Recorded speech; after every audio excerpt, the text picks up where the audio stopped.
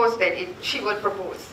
And she has also proposed that amendments to the Societies Act be done for civil societies registration and for the Legal Profession Act so that the Bar Council will also not be able to receive foreign funding. Or if they do, then it would be very strictly regulated. I know it's been a big issue here, foreign funding.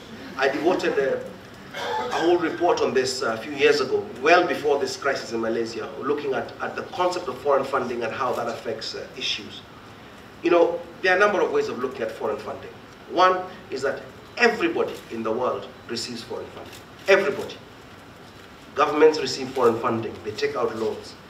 Businesses receive foreign funding. They get loans, they get investors. NGOs get foreign funding. So why is it a problem when it's NGOs and not government, and not businesses? Why is it a problem?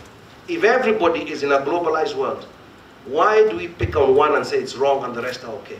I mean, for all we know, even individuals get foreign funding from princes in certain countries. What should they tell us? That's foreign funding. And why is that okay and for others not okay?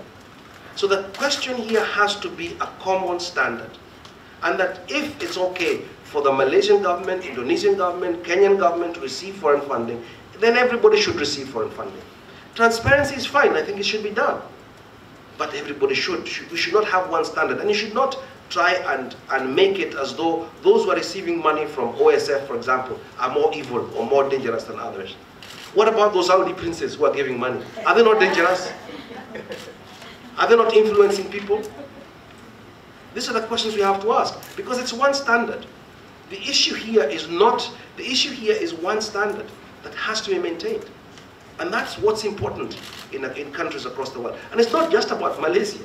This is everywhere in the world. So there's one thing to do is to come together as all civil society.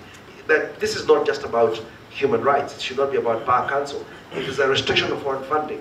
You cannot discriminate and say human rights cannot get foreign funding, but if you're doing religious work, you can get foreign funding. You know, because that's again, it's a civil society. And in a society, you know, you have got to have one standard, because why do you discriminate against human rights but you allow for money to come for religious work? So it's also going to be, it's not as easy as it sounds for governments, because once you discriminate so obviously, and I'm assuming that Malaysian constitution has some anti-discriminatory clauses that then help in that way. So there are many ways of fighting. So, but coming together, all of you, I think, is important. Again, there's also this focus on Western funding, and Soros has become the bad guy. And I tell you that even in the US now, they're talking about Soros like he's the enemy since Trump came since Trump won the election.